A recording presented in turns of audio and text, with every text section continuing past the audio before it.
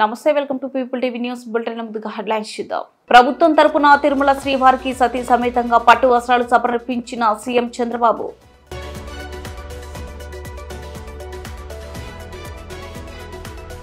తిరుమలలో Vakulamata centralise kitchen ను ప్రారంభించిన ముఖ్యమంత్రి నారా చంద్రబాబు నాయుడు.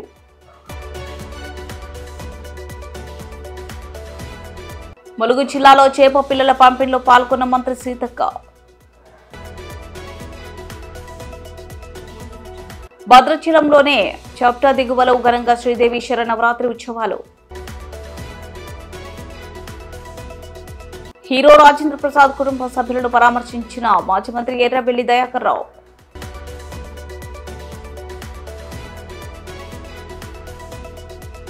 శ్రీవారికి ఏపీ సీఎం చంద్రబాబు నాయుడు పట్టు వస్త్రాలు సమర్పించారు. కుటుంబ సభ్యులతో కలిసి తిరుమల వెళ్లిన ఆయన తొలుత బేడి ఆంజనేయ స్వామిని దర్శించుకున్నారు. అనంతరం వరిపట్టం చుట్టుకొని పట్టు వస్త్రాలు తీసుకుని శ్రీవారి ఆలయానికి వెళ్లారు. సతీ సమేతంగా ప్రభుత్వం తరపున స్వామివారిని చంద్రబాబు దర్శించుకుని పట్టు వస్త్రాలు సమర్పించారు.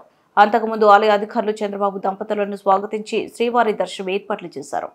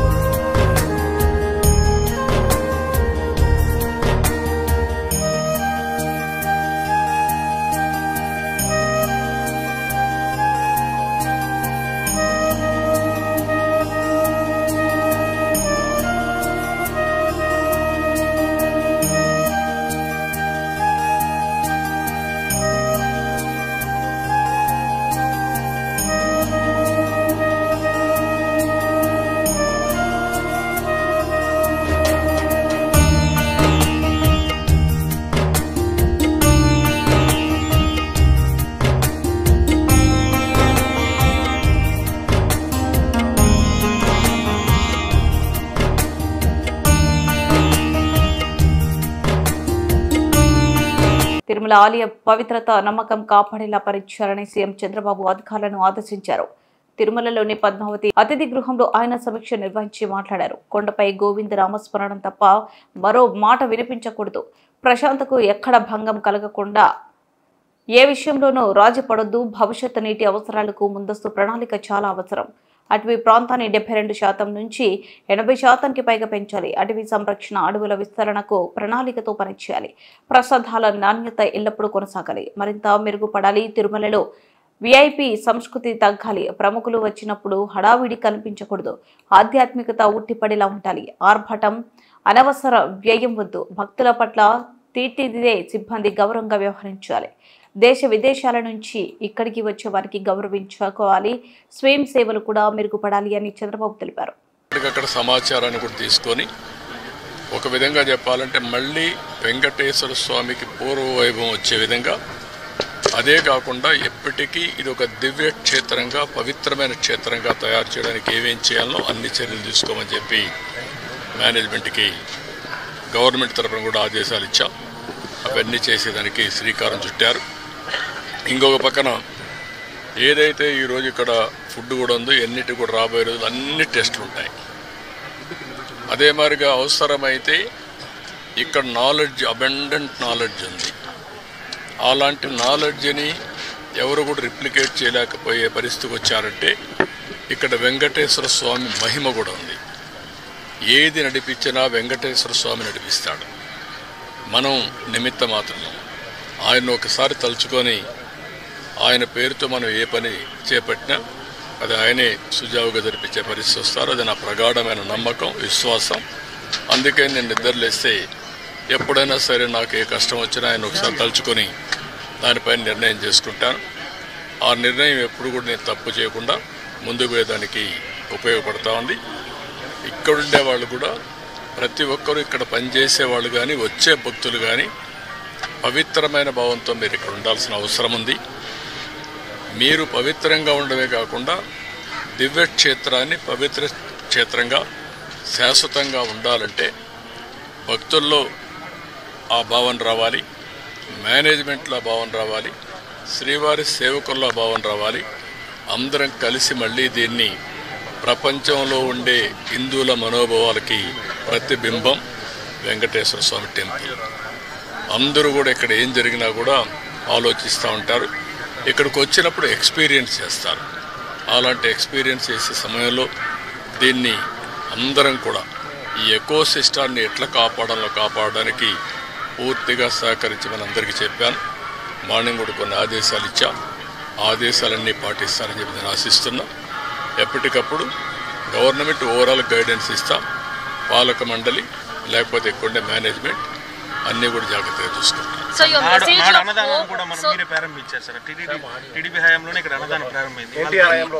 ఎన్టీఆర్ హయాంలో అన్నదానం ప్రారంభమైంది. ఈరోజు ప్రపంచంలోనే ఒక సెంటర్లో ఇంత పెద్ద ఎత్తున అన్నదానం చేయడం అనేది ఎక్కడా జరగదు. 3 లక్షల మందికి భోజనం పెట్టగలిగే సెంట్రల్ కిచెన్స్ 3 ఉన్నాయంటే ఎక్కడ ఇది ఉండదు. అలాంటిది ఒక ఆ రోజు ప్రారంభించినప్పుడు 2-3 వేలతోనే ప్రారంభించాం. కానీ అది ఆ రోజు ఎన్టీ రామారావు గారికి ఉండే విజన్. తర్వాత ఈరోజు కార్పస్ కూడా పెరిగింది. కార్పస్ దానిపైన వచ్చే వడ్డీ దాంతోనే ఈ 2-3 లక్షల కూడా భోజనం పెట్టే పరిస్థితి వస్తూ ఉంది. ఇంకా చాలామంది ముందుకు వస్తున్నారు. ఒకరోజు పెడుతున్నారు, లేకపోతే వాళ్ళ అకేషన్లు ఎవ్రీ ఇయర్ ఇస్తున్నారు. అనేక విధాలుగా భాగస్వాములు అవుతున్నారు. ఇది ఒక మంచి ఉదాత్తమైన కార్యక్రమం. నేనున్నప్పుడు ప్రాణదానం పెట్టాం. అది కూడా లాజికల్గా తీసుకుపోవాల్సిన అవసరం ఉంది. అన్నదానం, ప్రాణదానం ఈ 2 కూడా లాజికల్గా తీసుకెళ్ళి అన్ని విధాల దీన్ని స్టిమ్యులేట్ చేస్తాం. So your message for all the festivals that are going to take place, your message of hope for the people. No, we are here to manage things on behalf of the God.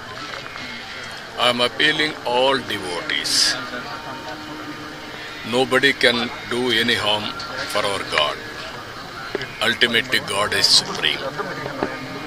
Management and also government are here to protect the purity and sanctity of Lord Balaji and Venkateswara Swami.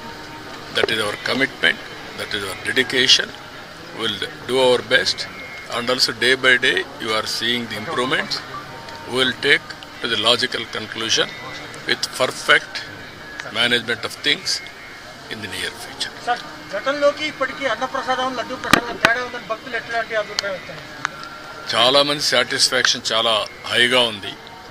వాళ్ళల్లో కూడా మనందరికంటే ప్రసాదం taste చేసేవాళ్ళు ఇదే తిరుమల ఈ కొండపైన అనేక సందర్భాల్లో అనేక ఆందోళన చేశారు.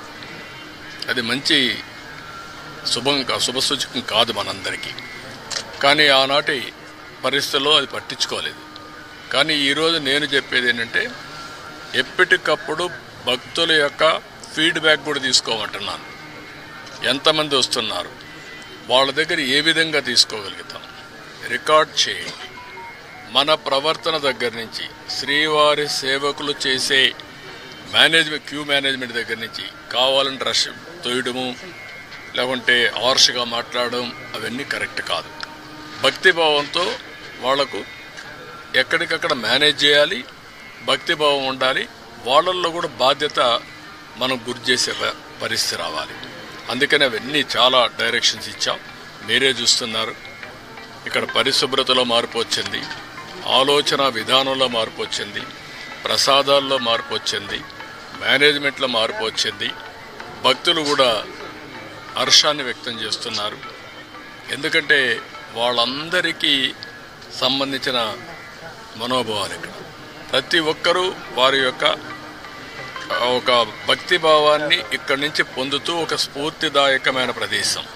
ఈ స్ఫూర్తిదాయకమైన ప్రదేశం శాశ్వతంగా స్ఫూర్తిదాయకంగా ఉండాలని కోరుకుంటారు. అది కాపాడుతాం. అవన్నీ మాట్లాడదామా, రాజకీయాలు ఇక్కడ వద్దు.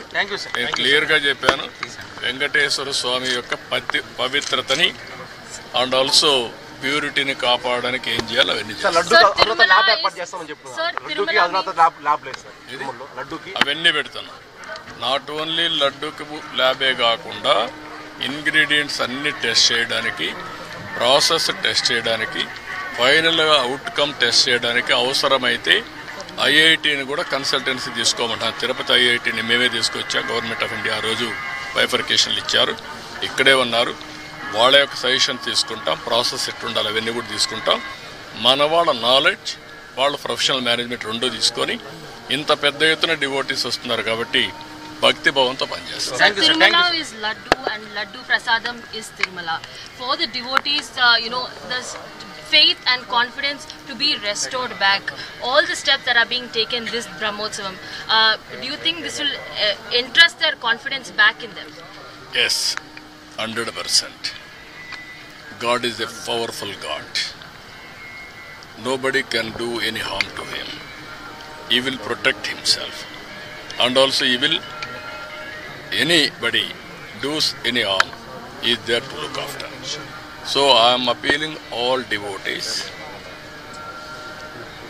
on behalf of Balaji, on trust, not God, on trust. We will do our best for the service.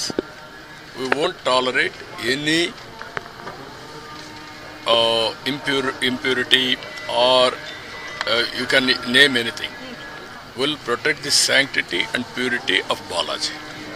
That is our commitment. That is our I am appealing all of you. You trust on us. We will commit for this. Thank you. Thank you. Mulugu జిల్లాలో చేప పిల్లల పంపిణీలో పాల్గొన్న మంత్రి సీతక్క జాకారం ఊర చెరువులో ఉచిత చేప పిల్లలను వదిలిన మంత్రి మత్స్యకారుల సంక్షేమానికి కృషి చేస్తామన్న సీతక్క. ములుగు జిల్లాలో ఉచిత చేప పిల్లల పంపిణీ కార్యక్రమంలో మంత్రి సీతక్క పాల్గొన్నారు. రాష్ట్ర మత్స్యశాఖ చైర్మన్ మెట్టు సాయికుమార్తో కలిసి జాకారం ఊర చెరువులో చేప పిల్లలను మంత్రి వదిలారు.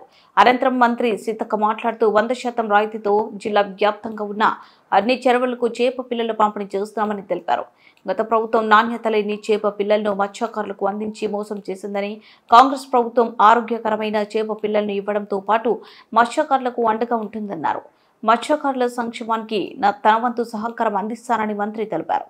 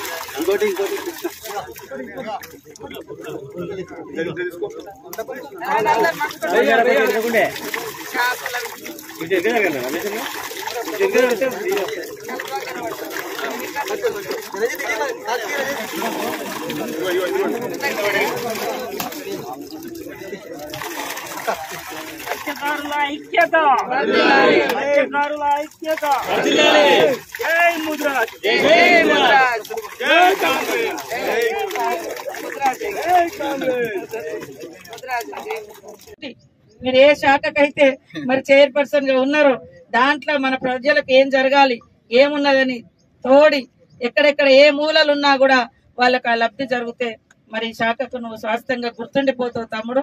ఖచ్చితంగా నీకు కూడా మా సపోర్ట్ తెలియజేస్తూ సీఎం గారు కూడా పోయినసారి టీఆర్ఎస్ ప్రభుత్వంలో మరి ఈటల రాజేందర్ వేరే వ్యతిరేకం అని చెప్పి ఆ కులానికి ఒక్కరికి కూడా టికెట్ ఇవ్వాలి, ముద్రాజ్ కులానికి ఒక్కరికి కూడా టికెట్ ఇవ్వాలి. మనమంతా ముగ్గురికి ఇచ్చినాం, ఒక ఎంపీగా కూడా ఇచ్చినాం. అట్లా కాంగ్రెస్ పార్టీ ముద్రాజ్ కుటుంబ సభ్యులను ముద్రాజ్ కార్పొరేషన్ కూడా సపరేట్ పెట్టి మరి అది కూడా చేయడం జరిగింది.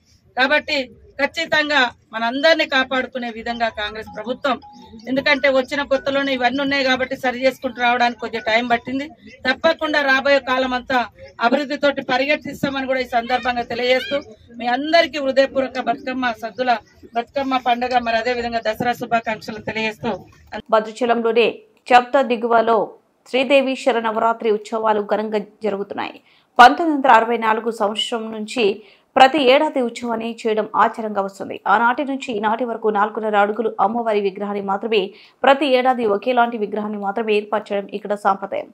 ఆంధ్రప్రదేశ్లోని ఒక గ్రామం నుంచి ఈ విగ్రహాన్ని ప్రత్యేకంగా తయారు చేసి ఇక్కడ నవరాత్రి వేడుకలు నిర్వహిస్తారు. ఈ ఏడాది శ్రీదేవి శరన్నవరాత్రి మహోత్సవాలు చట్ట దిగువ ఘనంగా జరుగుతున్నాయి. అలంకరణలో భాగంగా ఈ రోజు అమ్మవారు సంతాన లక్ష్మి అలంకరణలో భక్తులకు దర్శనమిస్తున్నారు. ఆలయ కమిటీ సభ్యులు రెక్కపండు దంపతులు పాల్గొని అమ్మవారి ఎదుట కుంకుమ పూజ నిర్వహించారు. ఈ కార్యక్రమంలో కాలనీ మహిళలు అధిక సంఖ్యలో పాల్గొన్నారు.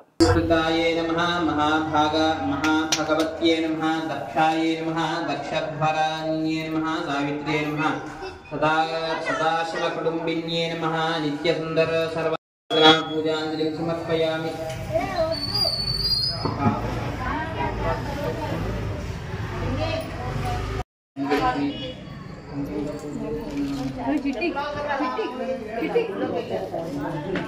శరణం ప్రపద్యే లక్ష్మీర్ణేనశ్యతాం త్వాం వృణే ఆదిత్యవన్నేత వసోధ్యాతత్వనస్పతి తవ వృక్షోధముల్వః తస్య ఫలాని తమసానునంతు మాయాంతరాయాశ్చ బాహ్యాత్ లక్ష్మీః ఉపైతుమాం దేవసఖః కీర్తిశ్చ మణినా సహ ప్రాతర్భూతోऽస్మి రాష్ట్రేऽస్మిన్ కీర్తిమసమే గృహే च देवीं मातरं श्रियं वासय मे कुले आर्द्रां पुष्करिणीं पुष्टिं पिङ्गलां पद्ममालिनीं चन्द्रां हिरण्मयीं लक्ष्मीं जातवेदो महावः आर्त्याः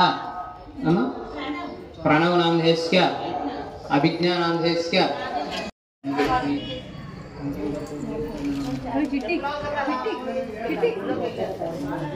హీరో రాజేంద్ర ప్రసాద్ కుటుంబ సభ్యులను మాజీ మంత్రి ఎర్రబెల్లి దయాకర్ రావు కూకట్పల్లిలోని తన నివాసంలో పరామర్శించారు. నేడు గుండెపోటుతో ఆసుపత్రిలో గాయత్రి మృతి చెందడంతో పరామర్శించారు. చంద్రబాబు హయాంలో తెలుగుదేశం పార్టీలో ఉన్నప్పుడు ఎంతో క్రియాశీలకంగా వీరి కుటుంబం ఉండేదని ఆయన అన్నారు.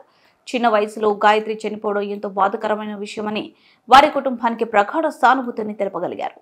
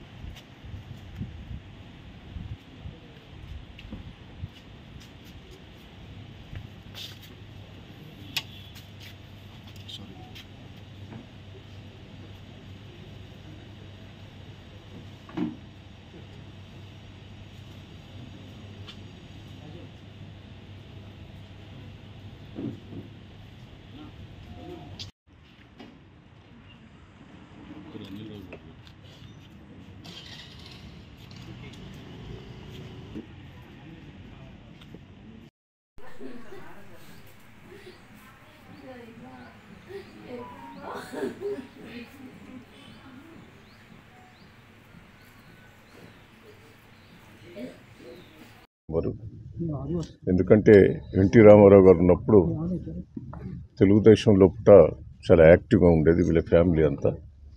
దాంతో నాకు బాగా చనువు. కానీ ఆయనే బోలా మనిషి.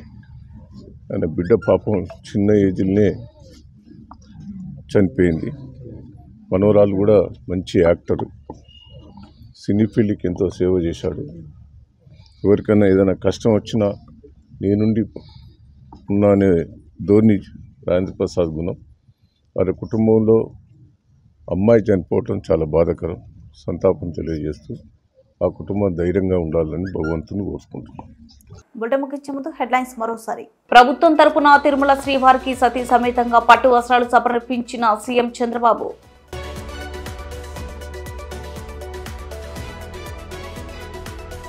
తిరుమలలో వకుళమాత సెంట్రలైజ్ కిచెన్ ను ప్రారంభించిన ముఖ్యమంత్రి నారా చంద్రబాబు నాయుడు.